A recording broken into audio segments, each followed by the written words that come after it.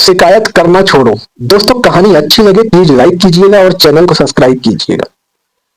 मनुष्य का स्वभाव ऐसा होता है कि यदि उसे कोई नया काम शुरू करना है और उस काम करने के लिए जरूरी चीजें भी उसको मिल जाए, लेकिन उसके बाद भी वो छोटी छोटी कमियों को खोजता रहता है और शिकायत करता रहता है कि यदि मुझे ये मिल जाता तो मैं ये काम कर लेता, ये मिल जाता तो मैं ये ऐसा कर लेता, वैसा कर लेता। दोस्तों, एक शिकायती इंसान को हमेशा हर चीज में कमी जरूर दिखाई देती है, लेकिन जो मनुष्य जिम्मेदारी उठाने वाला होता है वो कभी भी शिकायत नहीं करता। दोस्तों, ऐसे ही ये कहानी है एक व्यक्ति की जो एक बड़ा व्यापारी था। वो व्यापार के लिए एक शहर से दूसरे शहर जा रहा होता था। दोनों शहरों के बीच में एक रेगिस्तान पड़ता था। वो व्यक्ति जीवन की हर समस्या को लेकर बहुत नेगेटिव रहता था।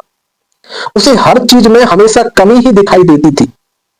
वो उस रेगिस्तान की तरफ जा रहा था। चलते चलते वो बहुत थक गया और ऊपर देखकर कहने लगा, हे भगवान, तूने मुझे इस रेगिस्तान में तो भेज दिया, लेकिन मेरी हालत पर तो जरा सा तरस खाओ।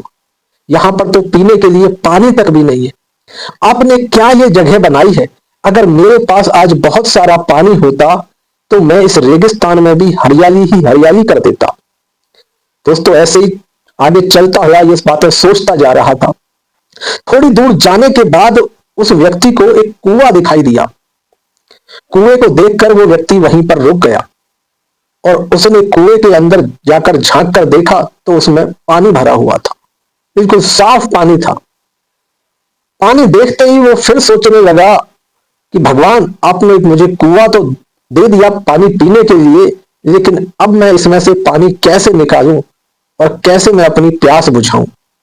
दोस्तों, वो व्यक्ति दो चार कदम और चला तो उसने फिर देखा तो वहां पर एक बाल्टी और एक रस्सी रखी हुई थी।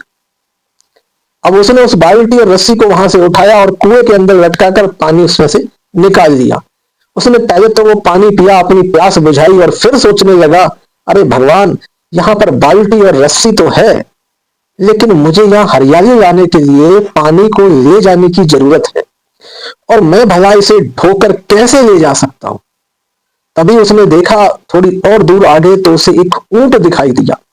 ऊंट को देखते ही वो व्यक्ति डर गया। अरे, ये क्या हो रहा है मेरे साथ? आज मैं जो जैसा बोल रहा हूं मुझे वही मिलता जा रहा है। क्या अब सचमुच मुझे ऊंट पर पानी ढोकर ले जाना पड़ेगा? अब क्या मुझे सचमुच इस रेगिस्तान को हरा भरा बनाने की जिम्मेदारी उठानी होगी? उसने क्या किया दोस्तों, उस ऊंट को नजरअंदाज कर दिया और ऐसे ही रेगिस्तान में आगे चल पड़ा। चलते चलते काफी दूर निकल गया और बहुत ज्यादा थक गया। फिर उसे एक पेड़ दिखाई दिया और उस पेड़ के नीचे वो बैठ गया और फिर उसको वहीं पर नींद आ गई। और नींद आने के बाद उसे एक सपना आया।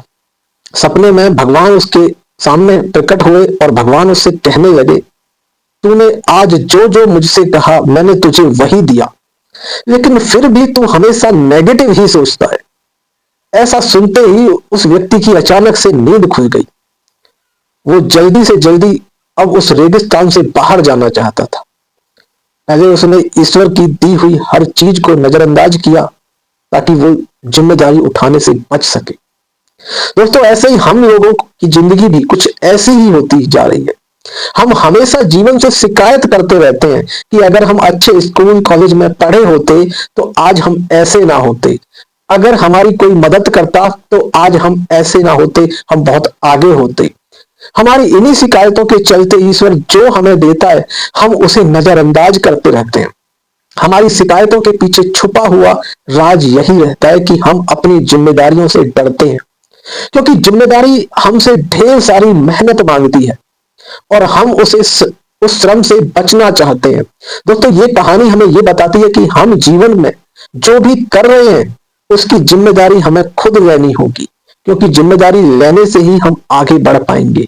इसलिए आज से ही शिकायतें करना छोड़ दीजिए और जितना भी हमारे आस पास है उसको पकड़कर जीवन में आगे बढ़ने की कोशिश करो। जो दिया है, जितना दिया है उसमें खुश रहो और उसी को आगे बढ़ाओ। दोस्तों, कहानी अच्छी लगी हो प्लीज एक लाइक कीजिएगा, चैनल को सब्सक्राइब कीजिएगा। Thank you.